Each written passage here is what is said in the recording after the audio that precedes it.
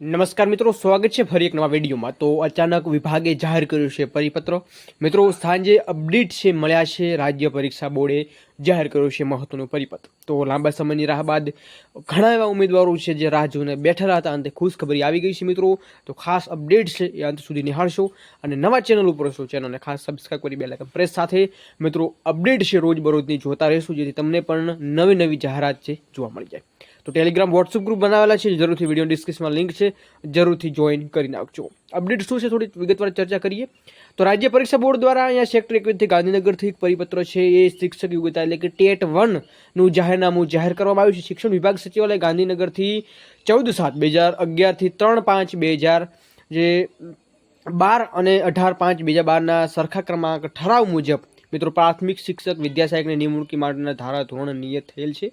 તો શિક્ષણ વિભાગે સચિવાલય ધોરણ 1 થી 5માં પ્રાથમિક શિક્ષણ વિદ્યાસહાયક તરીકે નિમણૂક મેળવવા માટે જરૂરી લાયકાત મેળવતા આવશે શિક્ષક યોગ્યતા કસોટી ટેટ 1 એટલે યોજવા પરીક્ષા બાબતે જે ગાંધીનગરથી જે માહિતી છે મિત્રો આપવામાં આવી છે, જેની તારીખ પણ એ તમને જોવા મળી રહ્યું છે। જાહેરનામું બહાર પાડવાની તારીખ છે મિત્રો એ આજની 14 તારીખ છે।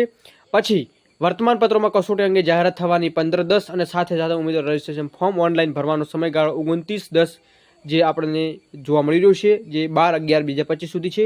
નેટ બેન્કિંગ મારફતે ફી સ્વીકારવાનો સમયગાળો 29/10 અહીંયા તમને જોવા મળી રહ્યું છે, અને પરીક્ષાનો સંભવિત માસ તારીખ 14 ડિસેમ્બરના રોજ જોવા મળી રહ્યું છે।